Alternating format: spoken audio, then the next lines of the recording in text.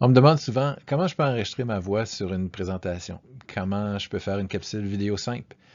Ce que peu de gens savent, c'est que PowerPoint peut faire tout ça, enregistrer l'audio, filmer votre écran, puis même intégrer votre caméra comme je suis en train de faire. Je vous montre comment, étape par étape.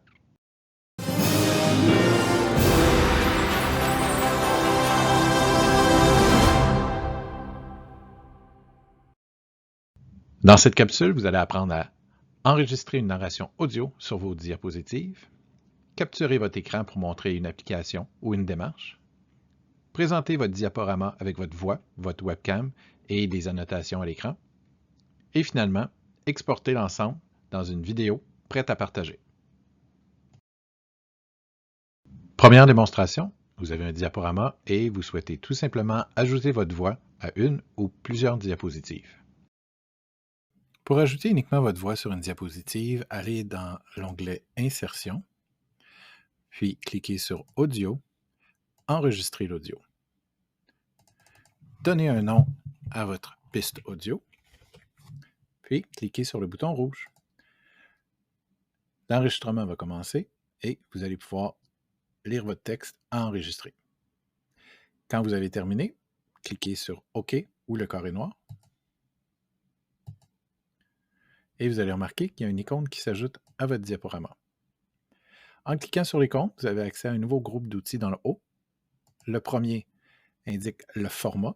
Donc, si vous voulez changer la mise en page, le look de votre icône, c'est l'endroit que vous pouvez faire ça. Et le deuxième, c'est l'option lecture, qui offre une série d'options, mais les deux plus utiles, c'est découper l'audio. Ça va vous permettre d'enlever au début ou à la fin une partie de l'enregistrement que vous ne voulez pas, si vous avez commencé un peu tardivement ou si à la fin vous avez laissé un trop grand silence. Malheureusement, s'il y a des modifications à faire entre les deux, vous devez recommencer votre enregistrement. L'autre option, c'est dans l'option démarrage, où est-ce que vous allez pouvoir dire que cette bande audio-là doit commencer automatiquement quand les gens arrivent sur la page. Le pictogramme audio peut être placé n'importe où sur votre page, mais si vous ne voulez pas le voir, vous pouvez aussi le mettre à l'extérieur de la diapositive. Les gens vont entendre l'enregistrement, mais ils ne verront pas le pictogramme. On va maintenant voir comment faire un enregistrement d'écran.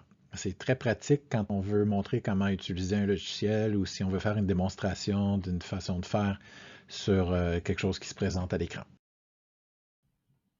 Pour faire un enregistrement d'écran, vous devez aller sur l'onglet Insertion, puis Enregistrement de l'écran. En cliquant, vous allez remarquer que PowerPoint se cache et on voit l'application qui était derrière PowerPoint. Si c'est ce que vous vouliez, c'est parfait. Sinon, allez chercher l'application que vous voulez enregistrer sur votre ordinateur, placez-la dans l'écran et arrangez-vous que tout soit préenregistré. Une fois que c'est fait, vous allez remarquer que l'enregistrement d'écran nous a offert une petite palette dans le haut. Donc, on peut choisir si on veut ou non avoir de l'audio, si on veut ou non que le curseur apparaisse à l'écran pendant qu'on promène notre curseur. Et on peut aussi indiquer si on veut uniquement une section de page enregistrée plutôt que la page au complet. Quand on est prêt, on fait enregistrer. Il va y avoir un décompte. Et à partir de là, on fait notre démonstration. Et on fait ce qu'on a à faire. On promène notre souris. Par exemple, ici, je vais vous montrer comment enlever et mettre du texte en gras, etc. Et quand j'ai fini, je peux revenir en haut de la page, faire réapparaître ma palette de contrôle et cliquer sur Stop. En faisant ça, la vidéo que je viens d'enregistrer vient d'apparaître dans mon diaporama. À partir de là, je peux l'ajuster à la grandeur que je veux. Et j'ai un nouveau groupe d'onglets qui est apparu, qui offre l'option Format et Lecture. Format me permet de changer la mise en page de l'apparence de ma vidéo, tandis que Lecture va me permettre plein de choses, mais le plus utile, découper la vidéo pour enlever une partie du début ou une partie de la fin, et cacher souvent la petite palette qui apparaît à la fin ou au début, la petite palette de contrôle. Et je peux aussi indiquer si la vidéo doit commencer automatiquement quand les gens arrivent sur l'écran.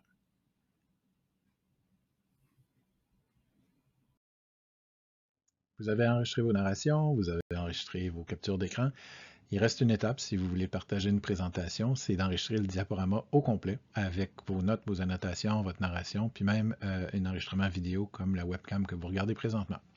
Voici comment faire. Pour faire un enregistrement de diaporama, vous devez aller dans Diaporama, enregistrer le diaporama. Vous allez vous retrouver dans une interface qui ressemble à ça, où est-ce que dans le haut, vous allez pouvoir indiquer les notes de lecture pour pouvoir savoir ce que vous avez à dire. Dans le fond, les notes qui sont ici, c'est les notes de diapositives que vous retrouvez déjà dans PowerPoint. Vous pouvez grossir ou rapetisser le texte. Cet élément-là ici apparaîtra pas dans la vidéo. C'est vraiment juste une façon pour vous de lire vos notes sans que ça apparaisse. Dans Paramètres, vous allez pouvoir choisir le micro et la caméra que vous voulez utiliser, si vous en avez plusieurs. Vous allez pouvoir avancer et reculer de diapo. Vous allez pouvoir choisir d'afficher ou de ne pas afficher votre webcam. Je vous suggère de la laisser parce qu'on va pouvoir l'enlever après. Et vous avez aussi des outils d'annotation, donc un outil pour prendre des notes et un outil pour surligner. Donc, si je veux enregistrer, je clique sur Enregistrer. Il y a un décompte. Bonjour, j'aimerais vous parler des pommes, mon fruit préféré. Pourquoi j'aime les pommes? Parce qu'elles sont bonnes pour la santé, elles sont rouges et il y en a beaucoup au Québec. Donc, en conclusion, j'aime les pommes parce que c'est un bon fruit. Quand j'ai terminé, je clique sur Fin. Et pour revenir à mon diaporama, je clique sur le X.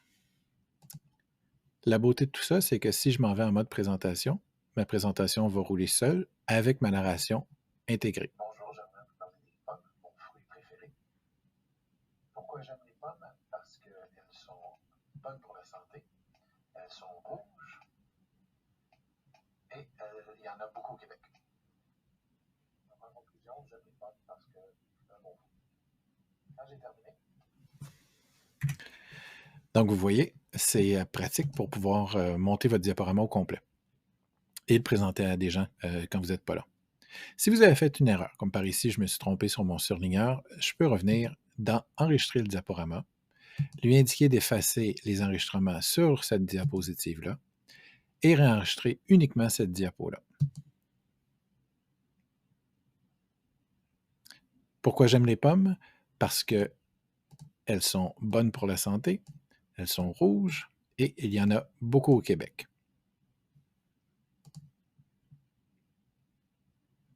Quand j'ai terminé, si je reviens dans mon diaporama, je peux voir que la correction a été apportée et que mes autres pages existent toujours avec le premier enregistrement que j'ai fait. Pour ce qui est de la caméra, vous avez le choix de déplacer votre image où vous voulez ou de la mettre à l'extérieur de la diapositive pour uniquement entendre l'audio. Vous pouvez aussi, comme vous avez peut-être vu dans les autres diapos, dans les autres présentations, changer la mise en page ou le look de votre enregistrement si c'est nécessaire pour faire mieux s'intégrer dans la mise en page de votre diaporama. Vous allez pouvoir aussi faire des éditions au besoin dans certains cas. Dernière étape, vous avez terminé votre diaporama, mais vous voulez l'envoyer à plusieurs personnes, mais vous ne voulez pas envoyer le format PowerPoint. Vous aimeriez envoyer quelque chose qui ne leur permettrait pas de modifier la présentation. Dans ce cas-ci, vous allez dans l'onglet Fichier, Exporter, et vous choisissez Créer une vidéo.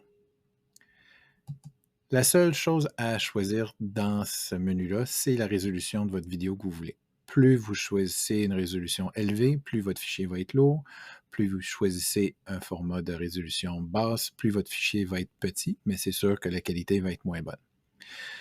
La valeur moyenne est habituellement 720p, mais si vous voulez une vidéo de bonne qualité, qui n'est pas trop longue, donc le fichier ne sera pas trop lourd, vous pouvez toujours prendre du 1080p de résolution.